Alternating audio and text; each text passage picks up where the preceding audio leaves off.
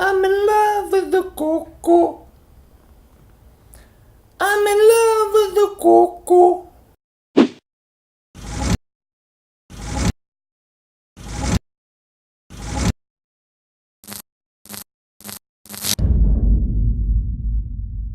Bonjour à tous, comment ça va aujourd'hui? On est dimanche donc, critique de film. Cette semaine, je n'ai pas eu beaucoup de temps, du coup je n'ai vu que 2 films. 24 heures limite et Coco. Et je vais vous parler aujourd'hui de Coco. I'm in love with the Coco. Coco, un film Disney Pixar réalisé par Lee Unkrich et Adrian Molina. Ce film raconte l'histoire de Miguel, un petit garçon qui veut faire de la musique, sauf que sa famille a banni la musique depuis très longtemps, depuis que leur ancêtre avait quitté la famille pour faire de la musique, et qui, voulant vraiment accéder à son rêve, décide de voler la guitare de son idole, Ernesto de la Cruza, oh quel accent, afin de participer à un concours. Il va se retrouver dans le monde des morts, parce que l'histoire se passe au Mexique, et au Mexique il y a El Día de los Muertos, une fête qui célèbre les morts. Et donc du coup il se retrouve dans ce monde-là et va essayer de retrouver une personne de sa famille qui puisse le ramener dans le monde des vivants. Et du coup il va essayer de retrouver son idole Ernesto dans le monde des morts, qui pense être son ancêtre. Oui, parce qu'en fait, pour pouvoir retourner dans le monde des vivants, il faut qu'un membre de la famille lui donne sa bénédiction. Et donc globalement, ce film, je l'ai trouvé très sympathique. En même temps, pour un film Disney Pixar, c'est très rare qu'il fasse quelque chose de mauvais, ce qui ne veut pas dire que le film est forcément bon. Mais disons que ce film est intéressant parce qu'il me parle sur différents aspects, j'y reviendrai juste après, mais ça reste un film grand public, du coup c'est assez téléphoné, on en vient quand même à s'imaginer très facilement ce qui va se passer par la suite. Ce qui est un petit peu dommage, car le scénario aurait pu être un petit peu plus subtil, mais bon, tant pis, c'est un Disney Pixar et fallait s'y attendre. En termes de réalisation, c'est du Disney Pixar, l'animation est très bien faite, le rigging est très bien fait aussi, enfin moi j'ai pas forcément eu de gros soucis. Les décors sont assez sympathiques, c'est très coloré car c'est un folklore mexicain, donc très coloré avec des créatures un petit peu mythologiques. Et en plus c'est connu, quand on se dit que ça se passe au Mexique, on s'attend à quelque chose d'assez coloré, assez musical, assez vivant. Ce qui est assez rigolo vu que ça se passe dans le monde des morts. Mais ça marche très bien. La ville en question du royaume des morts est quand même assez bien faite, c'est assez bien vu quand même. Mais ça reste quand même assez presque déjà vu. En termes de scénario, l'histoire, comme je l'ai dit, elle est un petit peu téléphonée. Je vais pas rentrer dans les détails, sinon je vais pas mal spoiler.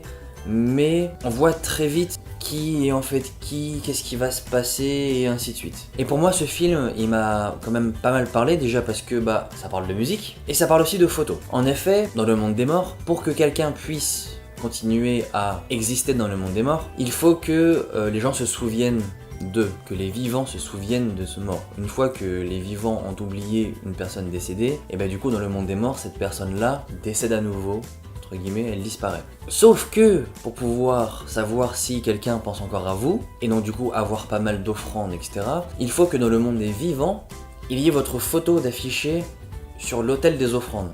Du coup, ça me parle énormément, simplement parce que pour moi la photo c'est quelque chose qui reste quand même quelque chose d'assez fort, et pour moi c'est quasiment un des seuls moyens avec la vidéo, mais ça reste un dérivé de la photo, qui permet de se souvenir de qui on est. Le film marche beaucoup là-dessus, sur le fait que on se souvient beaucoup de nos proches, de nos familles, grâce à la photographie. Alors c'est pas du tout un film axé sur la photo, c'est du coup un film axé sur la musique, mais la photo est un très bon moyen, et c'est aussi un élément déclencheur et important du film. Et du coup, tout le message qu'il y a derrière est quand même assez sympathique, parce que ça nous fait simplement rappeler que toutes nos photos représentent beaucoup de nos souvenirs, et qu'il est important de les garder, même si elles datent de très longtemps. C'est pourquoi, gardez vos photos. Mais le film parle également beaucoup de musique. Alors ça parle de musique, mais il n'y a pas énormément de chansons. On a l'habitude dans les Disney de toujours avoir des chansons Ce rêve bleu, libéré, délivré. Voilà, vous voyez très bien de quoi je veux parler. Mais étant donné que c'est un film Disney et Pixar, moi je m'attendais justement à voir un film avec des chansons à tirer à l'arigot, sous prétexte que c'est un film qui est basé sur la musique et qui parle de musique. Sauf que non, les musiques sont bien placées, elles sont impactantes et elles ont un intérêt dans l'histoire. Et une chose qui est vachement intéressante, c'est que par rapport à tous les passages musicaux, principalement à la guitare, Ils ont essayé de faire vraiment l'effort que lorsque le personnage joue de la guitare, il est vraiment ses doigts bien positionnés et les mouvements de ses mains sont assez fidèles à ce qui est réellement la réalité. Du coup, j'ai trouvé ça assez intéressant qu'ils fassent vraiment l'effort de respecter la cohérence des mouvements des personnages, de vraiment essayer de faire quelque chose d'assez réaliste. Je pense que si jamais il n'y avait pas eu ça, moi qui ai un petit peu l'œil, ça m'aurait un petit peu sorti du film, j'aurais trouvé ça un petit peu bâclé. Et ce film-là parle aussi, du coup, comme c'est un Disney Pixar, de la famille, de pourquoi est-ce que la famille est importante, mais aussi, et ça ce n'est pas le seul film Disney Pixar à faire ça, où en fait on a le personnage principal qui a un but, une envie, ou qui est quelque chose, mais que sa famille n'assume pas, qui ne l'encourage pas dans sa volonté, ou dans le cheminement personnel de la personne. Et du coup, le film, il traite de ça. Il traite de comment est-ce que la famille peut détruire, entre guillemets, une passion de quelqu'un lorsqu'elle n'encourage pas la personne à continuer à vivre cette passion. Mais aussi dans l'autre sens, de se dire que lorsque la famille vous encourage à faire ce que vous aimez, ça fait vachement de bien, ça fait vachement de plaisir.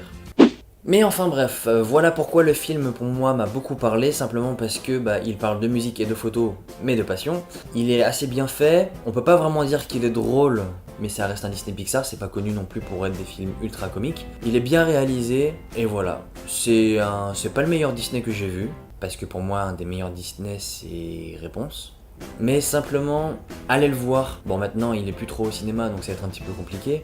Mais si vous pouvez le regarder en VOD ou acheter le DVD ou le Blu-ray, n'hésitez pas parce que c'est un film qu'il faut quand même voir. C'est un bon film qui apporte de beaux messages, qui est bien fait, bien réalisé, visuellement assez joli. Donc voilà. Enfin bref, voilà, c'était tout pour aujourd'hui. Comme certains d'entre vous l'ont peut-être remarqué, il n'y a pas eu de vidéo hier et je vous explique pourquoi demain. En attendant, prenez soin de vous, vivez vos rêves. Ciao. I'm in love with the coco.